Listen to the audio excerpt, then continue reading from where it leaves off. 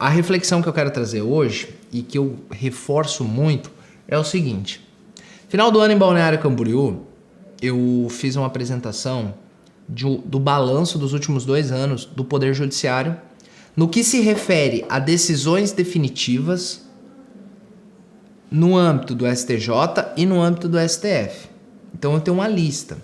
E aí eu sempre perguntava ao pessoal, quanto vocês acham que é o resultado, percentualmente falando, entre as decisões pró-fisco e pró-contribuintes? Coloca aqui no chat.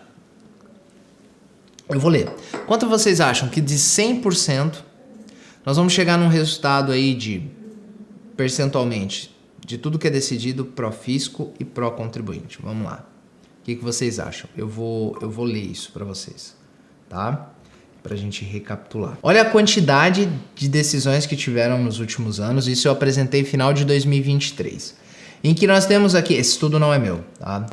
Eu peguei... Aqui, ó, fonte, tá? Tem a fonte aqui. No Machado Advogados. E aqui o resultado. Favorável ao contribuinte, o número do processo ou a fazenda. E quando eu peguei esse estudo, eu falei, eu preciso usar ele para reforçar a minha tese. Por quê? Todo mundo acha que as decisões judiciais sempre são praticamente unânimes pró-fisco. E não é.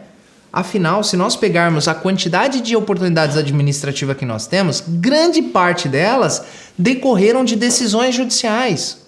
Vamos lá? Conceito de insumos. Foi uma decisão judicial que entendeu, no âmbito da STJ, que o conceito de insumo não é aquele definido pela instrução normativa até então 404 ou 247, que era muito restritivo. Era um conceito próprio, que a lei não definia, mas que deveria ser interpretado sob a perspectiva da essência, da essencialidade, da relevância. Exclusão do ICMS da base de cálculo do PIS e COFINS. Também é uma oportunidade que se tornou administrativa, mas ela decorreu de uma decisão judicial. E aqui nós poderíamos ficar por muito tempo falando apenas das oportunidades administrativas que se tornaram judiciais. Claro que outras decorrem de ferramenta de planejamento tributário e também da própria disposição legal na lei, mas que muitas vezes não está tão claro assim. Ponto. E nesse sentido, eu gostei muito desse estudo porque ele revelou o seguinte, todo mundo falava, Marcos, 1%, 2%.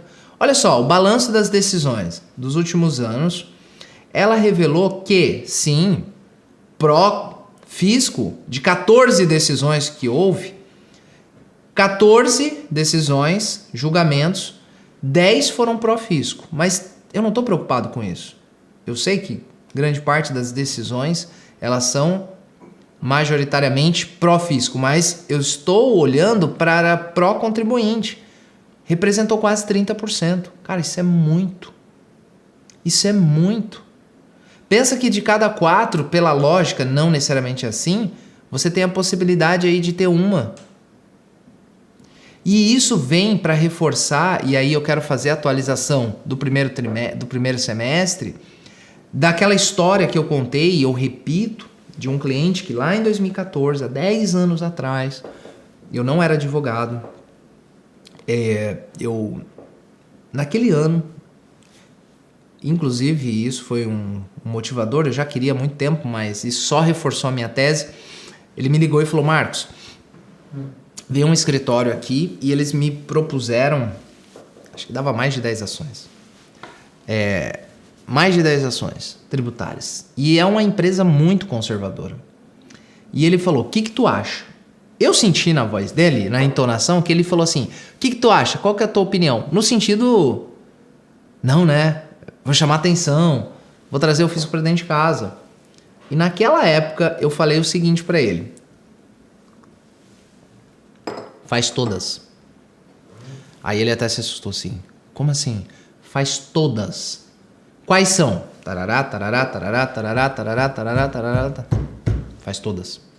Não, Marcos, mas faz, ajusta o contrato, êxito, no momento, honorários, vai ser devido no momento da decisão favorável, transitado em julgado, processo de habilitação, e não pelo valor do êxito, e sim pela utilização. Deu 1 milhão, então você não vai pagar 1 milhão quando habilitar, você vai pagar 1 milhão na medida que você for usando. toparam, nada mais justo. Dessas 10 ações, eu lembro que acho que 1 ou 2 foram favoráveis. Se eu não me engano, acho que foi uma, se eu não me engano. Mas não foram 10, foram 6. Isso aí, foi uma só ação. E dessa ação, uma única ação que transitou em julgado, decisão favorável, representou mais de 7 milhões para a empresa. 7 milhões em 2014... Eu não estou falando de uma quantidade desconsiderável, desprezível, 7 milhões em 2014. Se a gente tivesse aqui um indicador de atualização desse dinheiro, do jeito que as coisas estão, eu não duvido que hoje seria quase 20. Não em inflação, mas em poder de compra, né, doutor? Exato. Poder de compra.